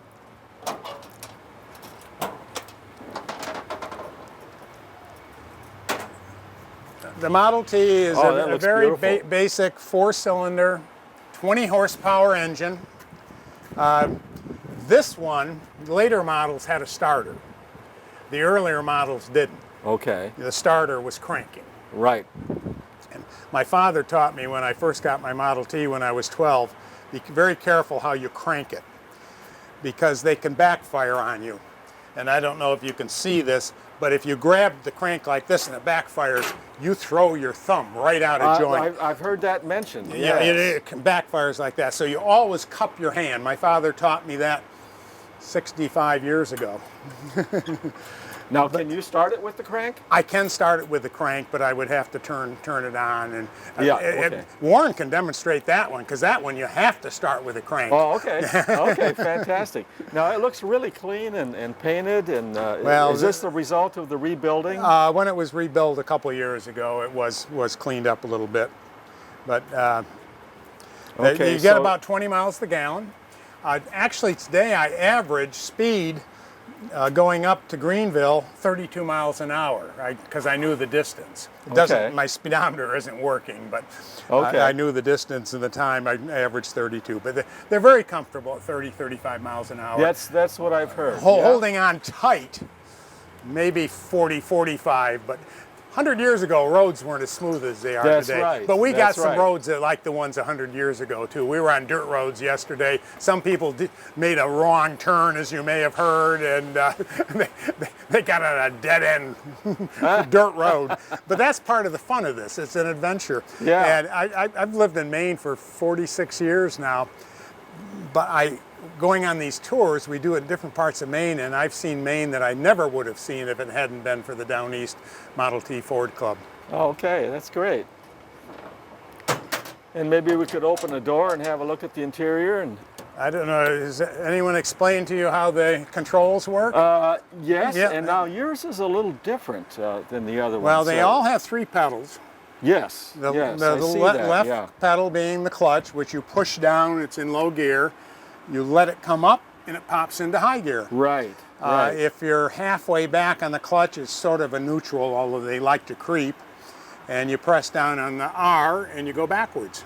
Right, And B is brake. right. And they're all right in the transmission, running in the engine oil. Yeah, That's another thing we discovered out in Seattle going downhill. You can burn out your brake real fast because the oil all goes forward and it's not running in the transmission. I see. I did that once and went through a red light at the bottom of a steep hill because I burned out the brake. Oh, I've done so that. I learned. Yeah. Now I noticed this one, a little bit of difference is the position of the coils and the way the dashboard is set up, Yeah. and the gauges. I've seen the coils that look sort of exposed beyond the dash, yeah. or as part of the dash. We actually on that trailer have a magnetos. 1912, which has a wooden box and Right, a little bit right. different. Yeah. Yeah. So this, what are the gauges? What are the 2 gauges? Very simple. We have a amp meter, charging or not charging, and this was an accessory speedometer, but it's not hooked up. It had a little gear on the wheel, but this car was driven obviously up through World War II, because when I bought it, it had a plaque on it saying "Conserve for Defense." Ah, And of course, World War II, millions of Model Ts were melted down. That we lost a lot of antique cars really? then For because the of steel? scrap metal, So there was a shortage you know, of steel. but fortunately, enough Model Ts were made so you can still find some original parts, and everything is being reproduced. Excellent. Yeah. And what is the little box here on the running Well, board? it's a little toolbox, and we have a member that actually is legally blind who built these toolboxes and always gave one away every year for our meet. I happened to win this one last year, and it's very special because Skip Picard is no longer with us. We have one toolbox left we're raffling off tonight, but his wife, his widow, is driving his Model T in our tour. Oh, great. This club, it's a family. It seems that way. It's a I'm family. impressed with that. Yes. Yeah, I'm impressed with that very much. Well, it's... And I keep my emergency fire extinguisher right there. Oh, yeah. Oh, yeah. This little memento here and here is from 1969 when we took this car out to Dearborn for the 100th anniversary of the Model T. And we had two small children, and we won the Best Dressed Family Award. Where's the memento again? Well, there it is from the Greenfield Village in 1969, which was the 100th anniversary. The real production got going in '09. So. Okay, great, great. And there's from a winter tour we did in Florida with this car last how winter. many miles do you think you have on the car? We have probably put 5,000 or 6,000, not that much. Okay, yeah. But what do you think the total mileage might be? Well, the speedometer quit at 16,000 miles, but it may have 50 on it. I don't know. It's hard to say. It's hard to say. Yeah, Right. was it a one-owner vehicle, or do you know? I bought it from a doctor's wife who actually did the restoration of the cosmetics, the paint and the top and the upholstery. I see, yeah. Okay. Well, the car looks fantastic, and I'm so impressed with all of you. Well, we have a good time. I see that, and I think it's wonderful. As I was telling you earlier, I found out about this by surprise. Well, that's and great. It was a pleasant surprise because the first car that I saw, I found out that there were others here. And I'm so happy to have the opportunity to speak with you. Well, it's very nice talking with you. And it's going to be fun to edit this and try to make a little film out of it. So do you put this online, or do you? We'll put it on YouTube. Okay, I'll give you a card when we're through because I would like to have the contact. Absolutely. Thank you. My pleasure, John. Okay, we're speaking with Warren Kincaid, another member of the Down East Maine chapter of the Model T Ford Club of America. Thank you. Yeah, we're the Down East I chapter. keep going to Motorola in my head. I don't know. That doesn't work. So, Warren, can you talk to us a little bit about your experience, how you got interested in Model Ts, and how you found the car, and that sort of thing? I was raised on a farm in northern New Jersey. It was a dairy farm that my grandfather had retired out of in 1958. There was a lot of junk laying around as farms accumulate stuff, and old tractors and stuff like that. And I just got interested in antique mechanics. And I've had my share of junk cars through the years. Yeah. But I moved to Maine in 1981. We had connections up here. My mother was born and raised in Rockland. And I see. we had some summer homes, summer cottages. So I moved up in 1981 and discovered that Maine still had Model Ts hidden in barns, where New Jersey had been pretty much picked clean.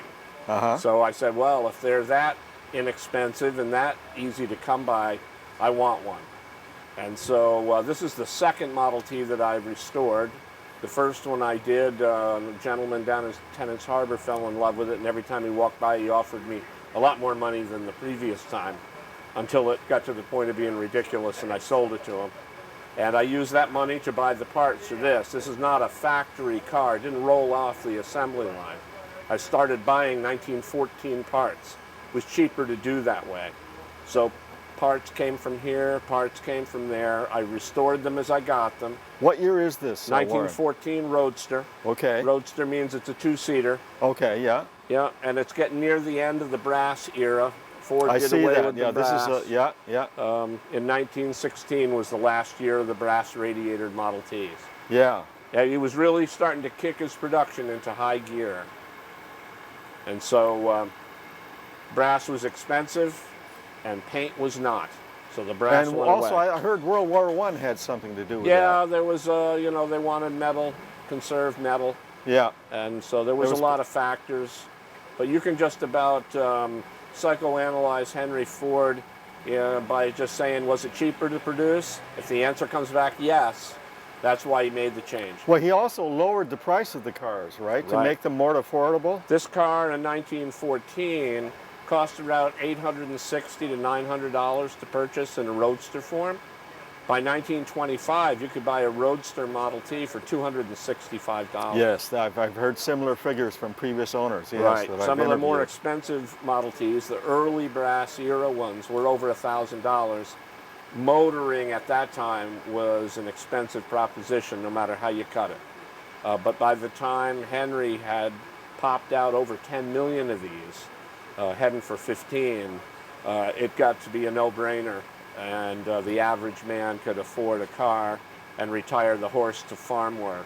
And therefore sell a lot more of them. Absolutely. Yes. He wanted to make them affordable for the common individual, and he literally transformed how we get around in this country. A lot of the road rules, a lot of the things that we take for granted today really gelled in the Model T era. Interesting. So about how many miles would you say that you've traveled in this car? Because it doesn't have an odometer, this is a guess, but I put on somewhere between 1,000, 1,500 miles a year, and I've had the car for 30 years. So maybe 40,000 miles. On the same motor? Same motor. That's Same motor. incredible. Yeah, I've done one valve job on it, and I've replaced the bands twice. I'm a gentle, easy driver on a lighter car, so it's a little easier on the drivetrain and all that. So you're able to do all of your own work? I do all of my own work, yeah. And did you have to basically put the car together, or was it more or less as we see it? Bits and pieces from everywhere. The body came from Iowa. The Okay. frame came from Tunk Lake, Maine. So there's quite a spread of country. I would say, yeah. You know, one headlight came from an antique shop in Union, Maine. I forget where I got the other one. I made pilgrimages to Hershey, Pennsylvania. That's like the mecca for antique car guys. In October is the largest antique car show and flea market. Happens in Hershey, Pennsylvania. I see. So I picked up some parts at Hershey. And I keep looking for better parts. If you know anybody who's got a better looking windshield than this, I would like to have it. It looks pretty good to me. Yeah, I can see through it, and that's the bottom line. No, it looks fine. I But mean, we're about driving our cars, although you'll see some here that are really nice, and the guys keep them really nice. yeah. But we're about driving the cars. Well, that's what interested me. Is that you know, you got to be. You almost have to be a mechanic.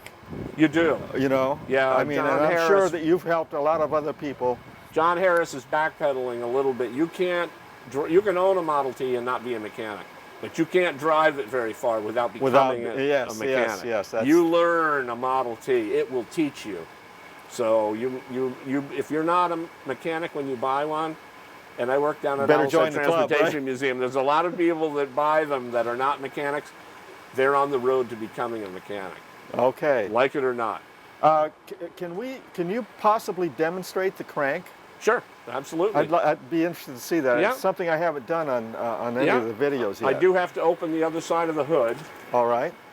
Well, maybe I'll get over on the other side here. Follow you around. Yeah, and I'll give you the real. This is how you start your car. Model Ts have a tendency to creep. That means that they'll move forward. So you take this gizmo,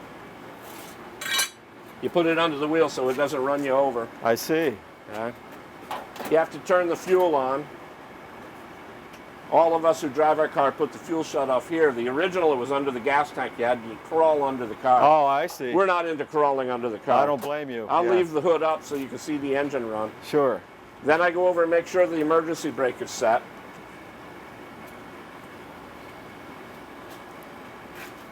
And I also set the spark to the retard position. That means that it fires late, not early. If it fires early, it could backfire and do damage to your arm or your Now, thumb. is that the lever down? That's lever up. Up, Yep. okay. And this is the throttle. The throttle is not a pedal on the floor. Okay, That's yes, the throttle yes, right yes. there. So I give it a little throttle. Then I come All back right. to this side of the car. And I turn the ignition switch to the battery position. There's two positions, battery and magneto. If the engine isn't running, the magneto doesn't work. So you have to use the battery to get it started. Get it going. Then you swap it over to magneto. So I turn it to battery. I'm going to give it a slight choking. It's that little wire right here. And I'm going to pull it through just to choke it once because the engine's a little bit warm because we came back. Amazing. Then I advance the spark and I idle the engine. And last but not least, I swap it over to magneto.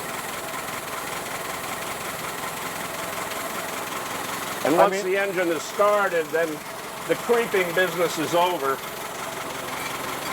So I can take that away. It sounds great. Yeah, now I it's mean, set to drive. You just turned it like what? One turn or Half a turn. Half a turn. Yeah. Most cars don't even start that well, do No, they? no. Sometimes they'll start like magic. You prime them up, you hit the key to battery, and because that instantly ignites a spark plug, it'll fire without even doing anything. It'll just start. Really? Like magic. Wow, that's Yeah. amazing. Yeah. Well, it sounds great. Yeah. Yeah, go ahead and turn it off so we can Okay. hear. Yeah.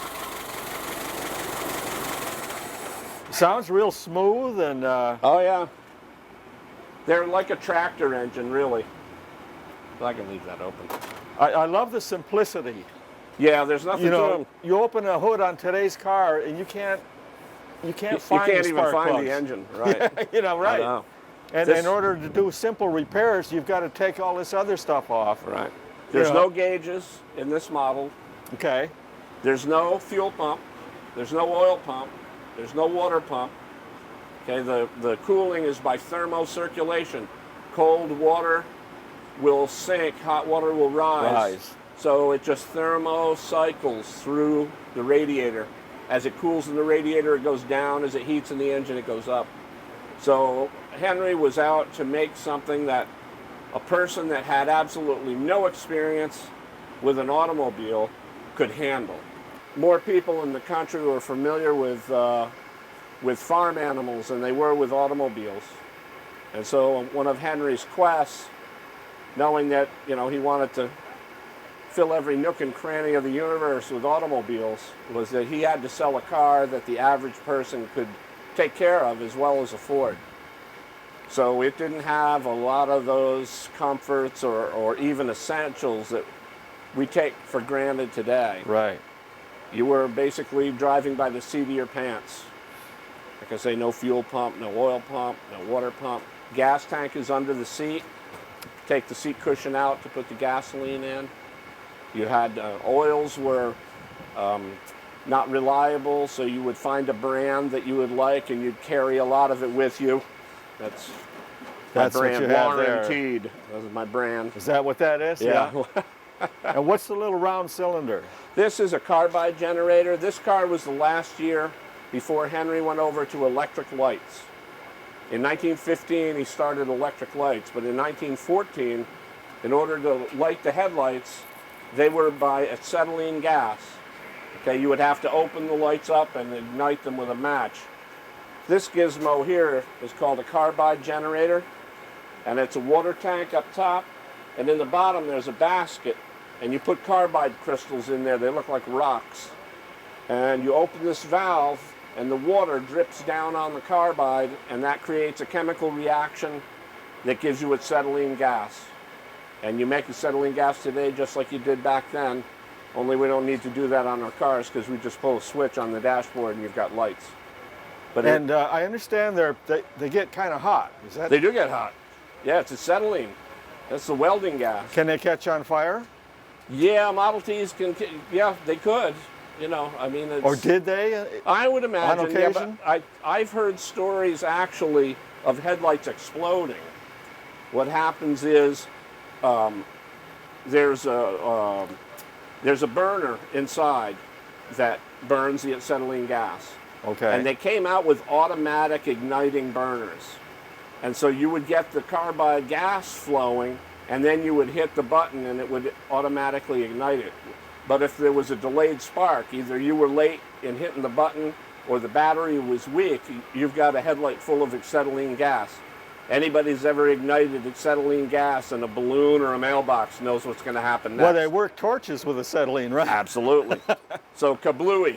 And yeah, they would do that. And the expensive part of a gas headlight is the parabolic mirror that's inside. If you go to one of these cars with that kind of headlight, you look in, the mirror, you'll see your image upside down. It's called a parabolic mirror. Oh, that's what parabolic is? Yeah. Okay. And that's what's in those. That's what made those lamps Would that expensive. reflect the light? Was that Yes, the idea? it concentrates and projects the light. Okay. And okay. these are kerosene lights, just like a barn lamp. Yes. The tail yes. light and what they call the cowl lamps. This is the cowl. This is cowl lamp. Okay. And those are just kerosene lamps, just like you would buy decorative today. Do you use those? I have. I've electrified this car. Okay. Okay, I have used it. Yeah. But I find that just putting the switch on is easier. Oh yeah. Yeah. Yeah. Yeah. Okay. So, and I have installed brake light in this car too. Well, for safety reasons. safety, Sure. yeah. Sure. I notice a lot of people have. Some people even have signal lights. Yeah, and big reflectors on the back. Yeah. That's yeah. one of the biggest dangers. You're going slow, and no one else Right. is. And the way people drive today, Yes. I'm sure you on your trip to Greenville. Yeah. Oh, yeah. We had a lot. You know, I probably had 200 cars pass me. There Not you all go. at once, thank goodness. Yeah. Yeah. But yeah, we don't go very fast. Okay, well that's understandable. I mean, you're driving the way it was built. That you Yep. drive, you know, you can't do something that it can't do. Absolutely. And yeah. it's not.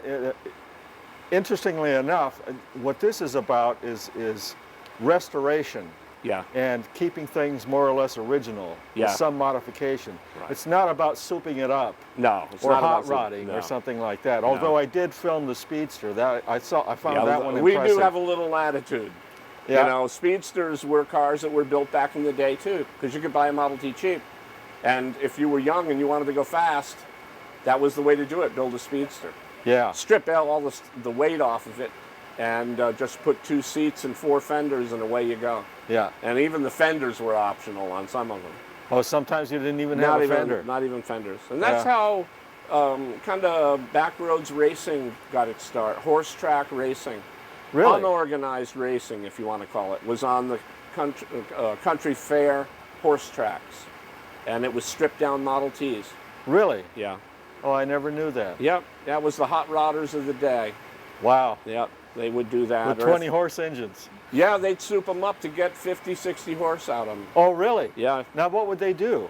Well, Chevrolet had it up on Ford a little bit, and they had an overhead valve, 4-cylinder engine in their Chevy 490s. It was Did they do the 490s. first overhead valve engines? They didn't. There's no such thing as first in the automotive world. You'd go crazy trying to find a first. But they were like the first mass-produced overhead valve 4-cylinder engine, kind of Okay. like Ford mass-producing the Model T. But Now, you Ford didn't come out with that until the early 50s, right? They were doing Overhead flathead valve? V8s. Yeah, they came 55, somewhere Yeah. around there. Well, 54, I think. yeah, could be. Because I had a 53 Ford pickup, and that was still a flathead. Yeah, they resisted change at every corner.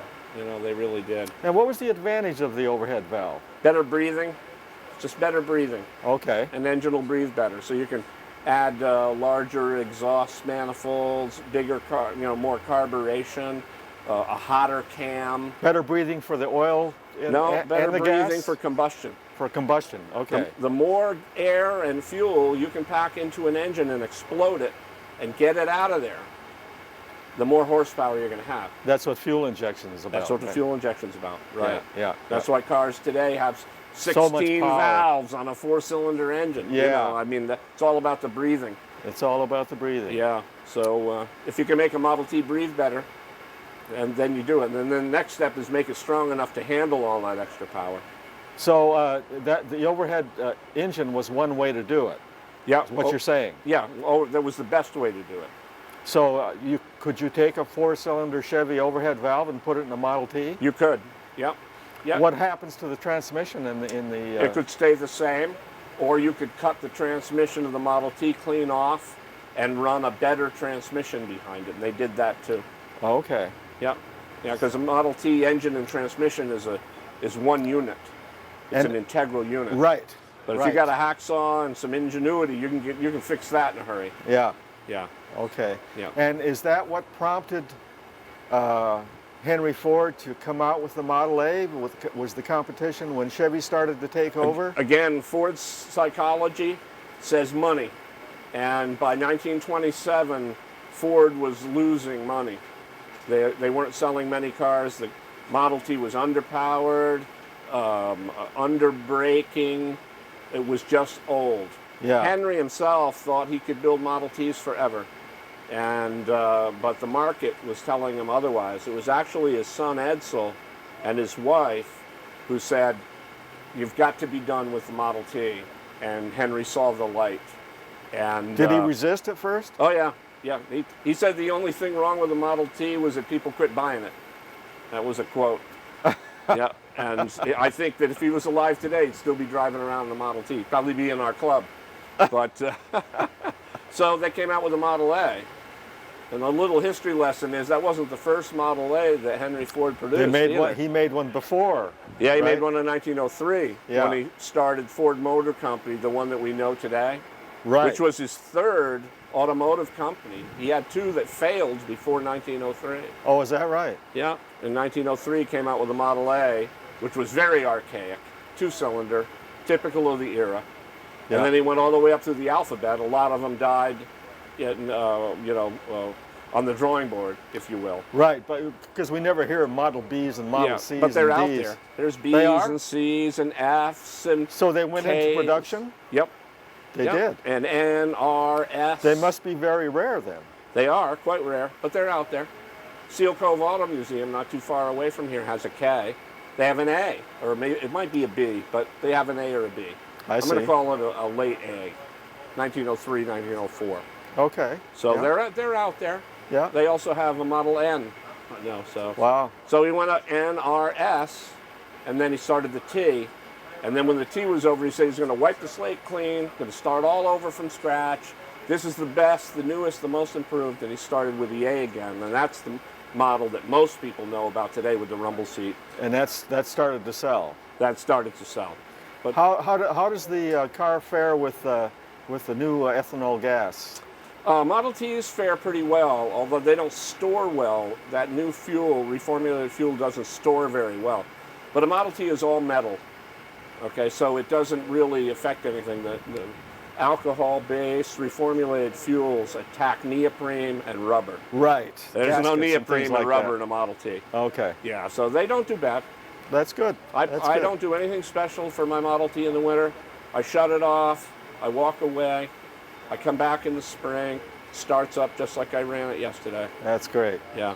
Okay. Well, thank you so much, Warren, You're welcome. for so much great information about not only your car, but about the Model T in general, as well as Henry Ford's approach to it. Well, thank you for coming and picking our brains, if you will. Hey, it's been a wonderful experience, and I'm going to go on, hopefully, to Matt over here and do yet another. Oh yeah. He was hot on the racetrack yesterday. Oh, he was? Oh yeah. Did he win? He was a force to be reckoned. We'll find out tonight at the banquet.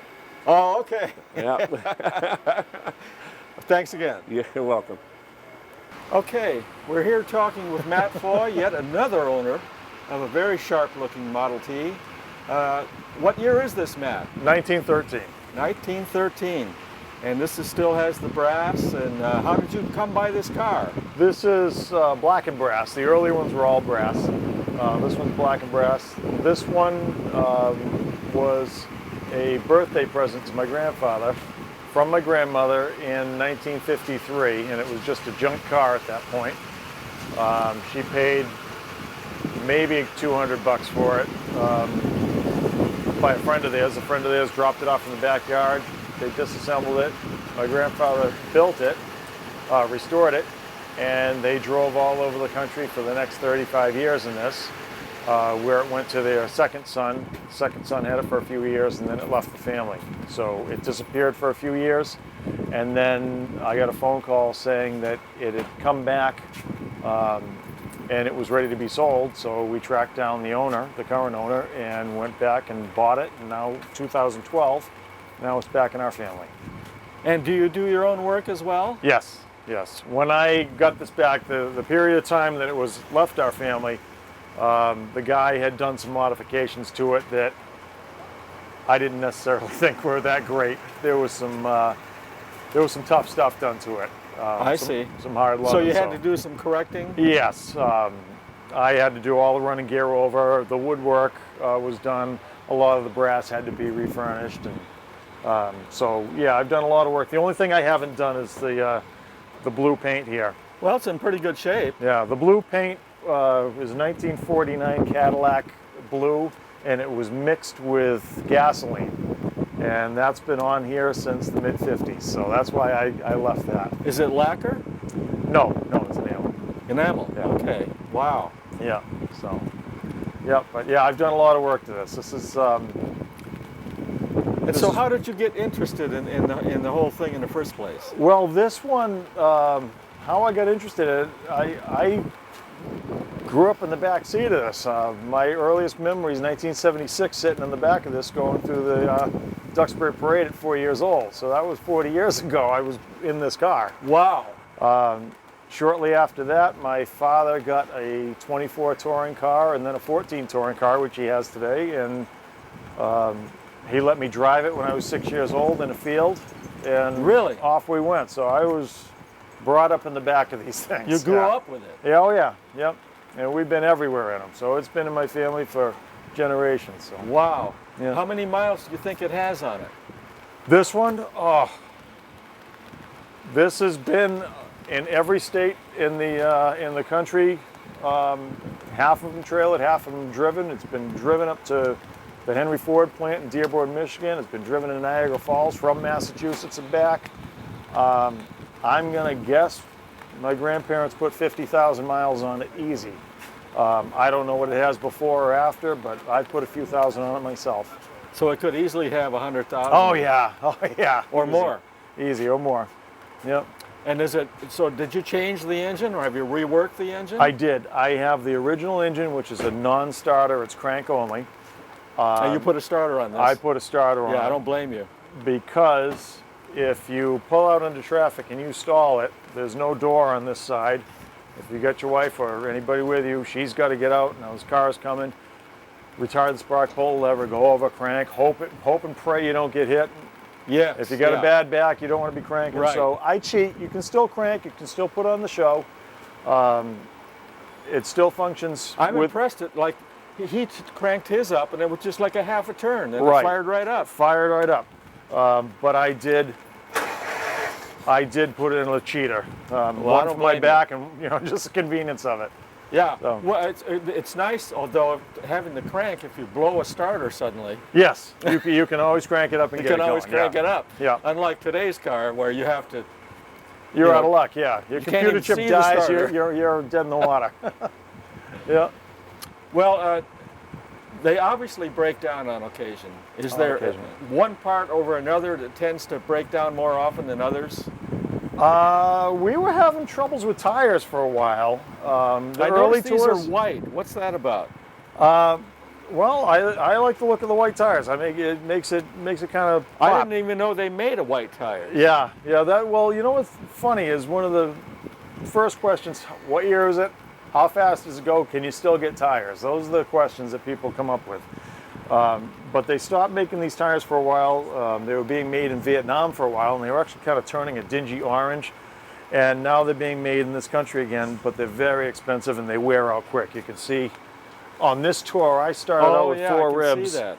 I started out with 4 ribs in the beginning of this tour, and we've done a few hundred miles, and I've kind of flattened them out. So they're not good touring tires. How much is one tire? Now I think they're $300-400 a piece now. Really? So they're expensive. Yeah. Wow. So Wow. I think my next set's unfortunately going to be black. but if you They're want easier to keep clean. yeah. But you But know it what's looks funny? good. You do the burnouts on the tar and you leave white marks instead of black marks on Oh, the that's tar. interesting. Yeah. So it is solid white. Yeah, it's white tires all the way through. So we were having trouble with tires. That was one thing.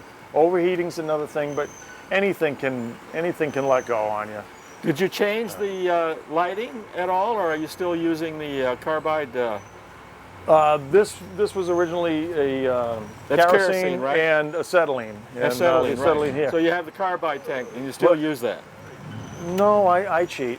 Oh, you've got it wired up. Yeah. And the headlights too? You gotta make it easy. I'm not going for a first place trophy here. I'm going for something that you works. use. Yeah. Yeah. If you're going for the trophy, then yeah, you want it authentic. I want Are to be these able to have cooler convenience. than the acetylene? The wired lights are cooler? Oh yeah, oh absolutely, yeah. There's nothing to it.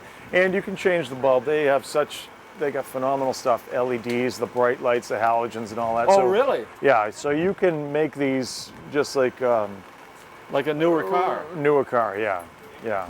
And like I said, I'm about using it, having it be convenient for me. I like the fun. Hey, there's nothing more fun than opening up, hitting, putting a lighter in there, but then you've got spillage and your paint and. Just flip the switch. Keep it simple. Make it easy. Keep Yeah. it simple. Yeah. Well, that's very interesting, and also the fact that you all drive the cars. You get together. You have a camaraderie. Yeah. How did you find out about the club? Like I said, the club that we started out in the 70s, that was something that was in my family. My grandfather's past president. My father's past president. I'm a past president. And then through our club, the Old Colony Model T Club, you've got clubs members from different parts. And a friend of mine. Was your club part of the nationwide? Yes, they're all part of the Model T So you'd be Club like of a America. chapter of. We're a chapter, exactly. One of my friends said, if you want to start touring, best thing you can do is drop $10 in the mail, become a member of the Down East chapter. And they have a phenomenal tour in the fall, a Mainly T tour, which is what we're on. And he says that's a lot of different clubs. You can be part of many clubs as you want. So that's how I got into the Mainly T Club, and just by knowing a few people going on national tours. So. Well, that's great, Matt. Well, thank you so much for your time. We're sort of getting rained out here a little bit. You know what bumming me out? If it wasn't raining, you didn't have that fancy camera, I'd say hop in and let's go for a ride. We can still do it, but if you want, you hold the umbrella. I would like that, actually, but unfortunately, maybe next year I'll see you in Belfast and I'll take you up on that offer. Because I'd love to go for a ride in one. I really would. Yeah. It must be nice with the open air and just the sound of the... It's addicting. You got to be careful. You might end up with one. Well, I'm pleasantly surprised to have happened upon you all. It happened by sheer accident. I saw one at the post office the other day. Yep. And the lady told me that there was a tour over here of several Model Ts. And I thought, gosh, maybe I should grab the camera. Why not? And head on over. That's the beauty of this, because it's not a snobby club. It's not a snobby hobby. Everybody's going to be more than happy to offer you a ride and show you what it's all about. And, oh, that would be fantastic. Yeah, that would make a day for me. Especially we had with perfect weather going. until now. You know, the right. camera starts running and the skies open up. Listen, that's all right. I'm going to go home and I'm going to think about what you said. And I'm going to think, man, maybe next year I'm going to go for a ride in Matt's car. First Wednesday after Labor Day every year. Okay. Track us down. And you're going to be in Belfast next year. Yep, there you go. You already tracked us down. All right, all right. Yeah, I will. Okay, Matt. Well, thanks again. Yep, no problem. All right. We have a 1911 Model T here. It looks pristine. It looks brand new. Doing a video here. My goodness. Real leather. It's supposed to be. I think when we did it in vinyl only because what it cost. Oh yeah, yeah. And the top, wow. $1,000 real leather. How much? A couple of thousand. Oh wow. $5,000 to do real leather. Boy, that is beautiful. And the wood on the front. My gosh. Jeez, that's amazing. Wow.